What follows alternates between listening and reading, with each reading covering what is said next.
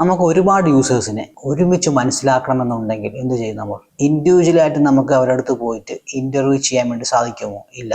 ഇവിടെയാണ് നമുക്ക് surveys and questionnaires നമുക്ക് സഹായമായി വരുന്നത്.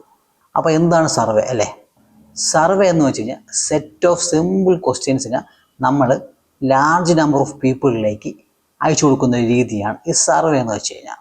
നമ്മൾ 5ഓ 10ഓ ആൾക്കാരുടെ അടുത്ത് നേരിട്ട് പോയിരുന്ന് ഇൻ്റർവ്യൂ ചെയ്യുന്നതിനെക്കാട്ടി നല്ലൊരു രീതിയാണ് ഇത്.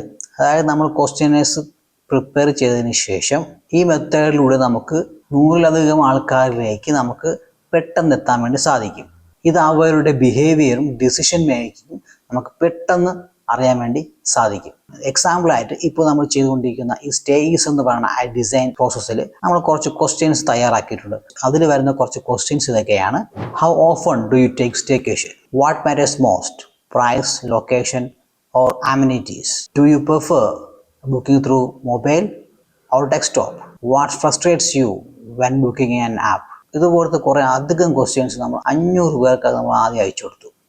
ഇത് അവർ ആൻസർ ചെയ്തപ്പോൾ നമുക്ക് ട്രെൻഡ്സ് നമുക്ക് മനസ്സിലായി. ഈ ഫീഡ്ബാക്ക് നമുക്ക് ഡിസൈൻ ചെയ്യുന്ന സമയത്ത് എന്തൊക്കെ പ്രയോറിറ്റൈസ് ചെയ്യണമെന്ന് നമുക്ക് വ്യക്തമായൊരു ധാരണ ഉണ്ടായി. ഫോർ എക്സാമ്പിൾ, ഇത് 80% ആൾക്കാർ പറയുകയാണ് പെറ്റ്സ് ഫ്രണ്ട്ലി ആയിട്ടുള്ള സ്റ്റേക്കേഷനാണ് അവർ പ്രിഫർ ചെയ്യണത്. അപ്പോൾ നമുക്ക് മനസ്സിലാവും നമ്മുടെ ഡിസൈൻ എങ്ങനെയാണ് നമ്മൾ ചെയ്യേണ്ടതെന്ന്. സർവേ എന്ന് വെച്ച് കഴിഞ്ഞാൽ യൂസേഴ്സിൻ്റെ വോയിസിനെ നമുക്ക് ഡിസൈൻ ചോയ്സ് ആക്കി മാറ്റാൻ വേണ്ടി സഹായിക്കും. നിങ്ങൾ വിചാരിക്കും സർവേ എന്ന് വെച്ച് കഴിഞ്ഞാൽ ബേസിക് ആയിട്ടുള്ള കാര്യമാണ്. ശരിയായിരിക്കാം, സർവേ ഒരു ബേസിക് ആയിട്ടുള്ള കാര്യമായിരിക്കാം. ബട്ട് അതൊരു പവർഫുൾ ആയിട്ടുള്ള ടൂളാണ് നമ്മുടെ UX ഡിസൈൻ പ്രോസസ്സിൽ. അപ്പോൾ അത് കഴിയുന്നതും സ്കിപ്പ് ചെയ്യാതെ ഇരിക്കുക.